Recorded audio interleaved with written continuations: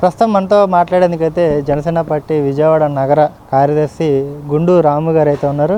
చెప్పండి రాము గారు, నిన్న ఏదైతే పవన్ కళ్యాణ్ గారు భీమవరంలో సభ నిర్వహించి గ్రంథి శ్రీనివాసరావు గారు చేసిన అన్యాయాల అక్రమాల మీద ప్రశ్నించారు. ఖచ్చితంగా ఇలాంటి రౌడీ మోకల్ని మనం తరిమేయాలి, డిపాజిట్లు కూడా రాకుండా మనం ఈసారి భీమవరంలో జనసేన జెండా ఎగరేయాలన్నట్టుగా కూడా పిలుపునివ్వడంతో ఈ రోజున ఆయన ప్రెస్ మీట్ పెట్టి కొన్ని వ్యాఖ్యలు అయితే చేశారు. పవన్ కళ్యాణ్ గారికి మానసిక స్థితి సరిగ్గా లేదు కాబట్టి అతన్ని మంచి డాక్టర్కి వైద్యుడికి చూపించండి అన్నట్టుగా కూడా చెప్పుకొస్తున్నారు. మీరు కూడా కామెంట్స్ వినే ఉంటారు, ఏం చెప్తారు? ఇప్పుడు గండి శ్రీనివాసు భీమవరం నియోజకవర్గంలో ఎలా గెలిచాడనేది ఆ నియోజకవర్గ ప్రజలందరికీ తెలుసు. అతను ఒక వీధి రౌడీ కన్నా చిల్లర రౌడీ ఇలాగా చాలామందిని బెదిరించి గతంలో అతను బ్యాంకులు పేరు మీద మోసాలు చేసి ఎంతోమంది రైతులను ముంచేసి చాలామంది జీవితాలను నాశనం చేసి అతను ఒక రౌడీ. భీమవరంలో ఎవరిని అడిగినా చెప్తారు. అతను రౌడీగా ఉండి అందరూ రౌడీలు అనేటట్టు మాట్లాడటం కరెక్ట్ కాదు. అతని బతుక్కి పవన్ కళ్యాణ్ గురించి మాట్లాడే అర్హత కానీ లేదు. ఏం మాట్లాడుతున్నాడు? ముందు రేపు జూన్ 4వ తారీఖు భీమవరంలో జన సైనికులందరూ కలిసి విశాఖపట్నంలో ఉన్నటువంటి పిచ్చాసుపత్రికి పంపిస్తాం. గంధి శ్రీనివాసుని నోరు అదుపులో పెట్టుకొని మాట్లాడు. నువ్వు ఏం మాట్లాడుతున్నావో నువ్వు గ్రహించి మాట్లాడు. నీకు పడే 4 ఓట్లు కూడా పోగొట్టుకో మాకు. ఎందుకంటే అక్కడ నువ్వు మాట మాట్లాడుతున్నావు గతంలో ఏం అభివృద్ధి చేశారని.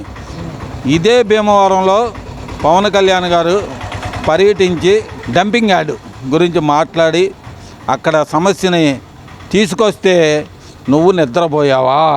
అప్పుడు దాకా మరి నేను 10 సంవత్సరాలు పనిచేస్తున్నానని చెప్పావు.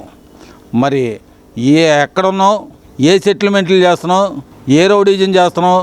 నువ్వేదో జగన్మోహన్ రెడ్డి ఏదో ఉన్నాడు ఏంటి, ఏది పడితే అది మాట్లాడతాను అనే పిచ్చి పిచ్చి మాటలు మాట్లాడితే గంధి శ్రీనివాస్కి చెప్తున్నాను, రేపు జూన్ 4వ తారీఖున తప్పకుండా తీసుకెళ్ళి మేము చేయాల్సిందంతా చేస్తాం. నీకు పిచ్చి బాగా ముదిరిపోయింది, ఆ పిచ్చి మేము వదిలేస్తాం. అంటే ఇంకో పక్క చిరంజీవి కూడా ఒక పక్క కమర్షియల్, ఇటు అవకాశం ఉంటే అటు దూకేస్తాడు, అటువైపే మాట్లాడతాడు అన్నట్టుగా కూడా చిరంజీవి అంశాన్ని కూడా తెర మీదకి తీసుకొచ్చి చిరంజీవి గారి గురించి కూడా కొన్ని కామెంట్స్ అయితే ఆయన చేశారు.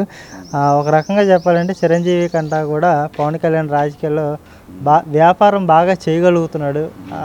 చిరంజీవి సక్సెస్ కాలేకపోయాడు కానీ పవన్ కళ్యాణ్ అయితే సక్సెస్ అయ్యాడు అన్నట్టుగా కూడా మాట్లాడుతున్నారు. ఎలా చూస్తారు ఈ కామెంట్స్? చిరంజీవి గారి గురించి మాట్లాడుతున్నావంటే నువ్వు ఎంత ఎదవవో, నీకు రాజకీయంగా ఎంత సన్నాసివో. అసలు చిరంజీవి గారి గురించి మాట్లాడటం ఏంటి? అసలు చిరంజీవి గారు సంబంధించినటువంటి వరకు రాజకీయాలకి చాలా దూరంగా ఉన్నారు. ఈ రోజున కామన్ మ్యాన్ ప్రతి ఒక్కరు కూడా ఈ రాష్ట్ర ముఖ్యమంత్రి జగన్మోహన్ రెడ్డి దిగి వెళ్ళిపోవాలని 99% అయిపోయింది. మీ క్యాడరు, మీకున్న వెనకాతల భజనగాళ్ళు తప్పితే, నీలాంటి వాళ్ళు, ఈ గంధి శ్రీనివాస్ లాంటోడు, అంబట్టు లాంటోడు, వాళ్ళు తప్పితే ఎవరు కూడా ఈ రాష్ట్రంలో వాళ్ళకి సపోర్ట్ చేసే పరిస్థితి లేదు. ఎందుకంటే ఈ రాష్ట్రం ఇప్పుడు దాకా ఎంత వెనకబడిపోయిందో ఈ 5 ఏళ్లలో అందరూ చూశారు. అదే కాన్సెప్ట్ ప్రజల్లో ఉంది. ఆ ఉద్దేశంతోనే చిరంజీవి గారు బీజేపీ నాయకుడైనటువంటి సీఎం రమేష్ గారికి, చిరంజీవి గారితో కలిసి పనిచేసినటువంటి రమేష్ గారికి సపోర్ట్ చేయటానికి ఒక వీడియో చెప్పారు. అందులో ఆయనేం రాజకీయం కోరుకోవాలా? ఆయన రాజకీయం కోరుకోవాలనుకుంటే నీలాంటి బొకడాగాళ్ళు చిరంజీవి గురించి మాట్లాడవసలా. ఆయన ఈ రోజున ఏదో స్థాయిలో ఉండేవాడు. నీలాంటోడు చిరంజీవి గారి ముందు చేతులు కట్టుకొని నుంచుంటావు. నువ్వు చిరంజీవి గారు కనబడితే నీ చేతులు ఆటోమేటిక్గా దండం పెడతాయి. చిరంజీవి గారి స్థాయి అది. పిచ్చి పిచ్చి మాటలు మాట్లాడ మాకు. నువ్వు ఎంత మాట్లాడాలో అంతే మాట్లాడు. చిరంజీవి గారి గురించి ఒక్క మాట మాట్లాడితే దవడ పగలగొట్టి సమాధానం చెప్తాం. అంటే రాము గారు, ఇదే చిరంజీవి గారు ప్రజారాజ్యం పెట్టి కేవలం కేంద్రంలో మంత్రి పదవి కోసం ఈ ప్రజారాజ్యం పార్టీని కాంగ్రెస్ పార్టీలోకి విలీనం చేసేసారు అని చెప్పేసి ఆయన ఒక కామెంట్ అయితే చేశారు. అదే పందాలో విడతల వారీగా ఇదే జనసేన పార్టీని కూడా తెలుగుదేశం పార్టీకి పవన్ కళ్యాణ్ తాకట్టు పెడుతూ వస్తున్నాడు. త్వరలో ఇతను కూడా ఈ పార్టీని కూడా ఖాళీ చేసేస్తాడు, దీన్ని కూడా విలీనం చేయబోతున్నారు అన్నట్టు కూడా వ్యాఖ్యలు చేస్తున్నారు. ఎలా చూస్తారు ఈ వ్యాఖ్యలు? జూను 4 తర్వాత వైసీపీ పార్టీ ఉంటుందని గంధి శ్రీనివాస్ ఏమైనా గ్యారంటీ చెప్తాడా?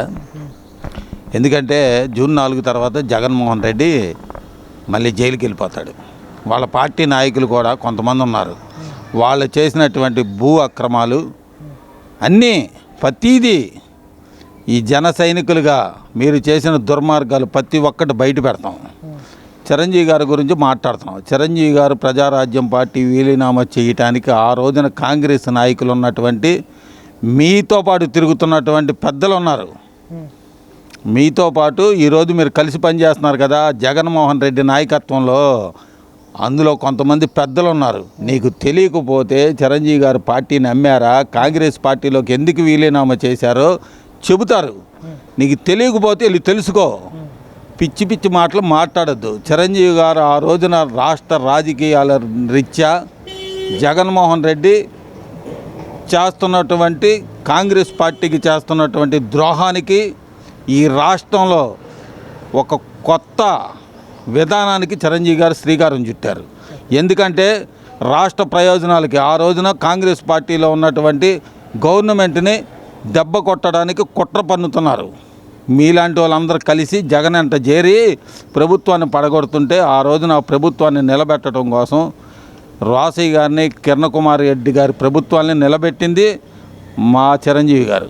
చిరంజీవి గారు ఆ రోజు నిలబెట్టి 5 సంవత్సరాలు కాంగ్రెస్ పార్టీని గవర్నమెంట్ నుండేటట్టు చేశారు.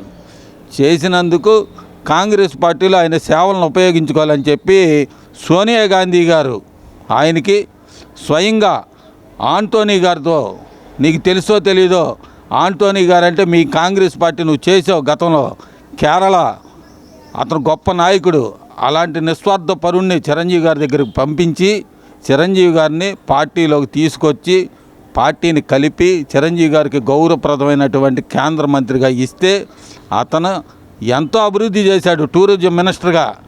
మీరేం చేశారు? మీరున్న ప్రాంతానికి కూడా చిరంజీవి గారు చాలా సహాయం చేశారు. మరి మీరు ఈ 5 సంవత్సరాల్లో పీకింది ఏంటో మాకు అర్థం కావట్లా. ఏది పడితే అది మాట్లాడదు. గ్రంథి శ్రీనివాస్, చిరంజీవి గారి గురించి మాట్లాడే నైతిక హక్కు నీకు లేదు. ఇంకో పక్క సజ్జల రామకృష్ణారెడ్డి గారు నిన్న ప్రెస్ మీట్లో కొన్ని వ్యాఖ్యలు అయితే చేశారు.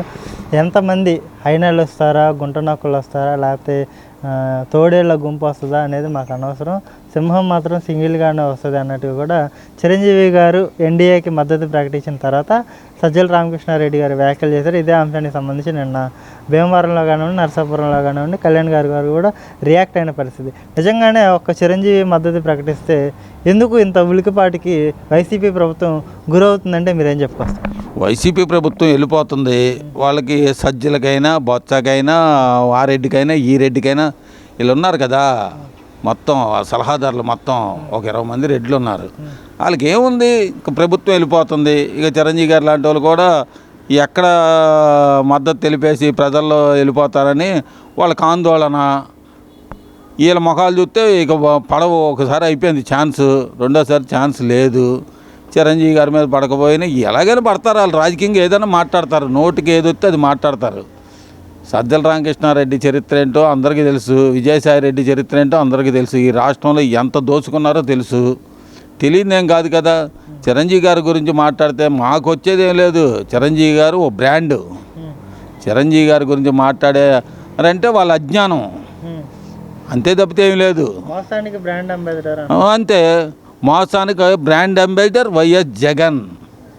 చిరంజీవి గారు కాదా? చిరంజీవి గారు ఎవరిని ఎందుకు ఎప్పుడు మోసం చేశారో చెప్పాలా, వాళ్ళే చెప్పాలా. నేను అదే చెప్తున్నా, మోసానికి బ్రాండ్ అంబాసిడర్ జగన్మోహన్ రెడ్డి. రాష్ట్ర ప్రజలు మొన్న పోతిన మహేష్ గారు కూడా వ్యాఖ్యలు చేశారు. ఆ పిచ్చోడు మాట్లాడుతున్న గురించి ఎవడు చెప్తాడు.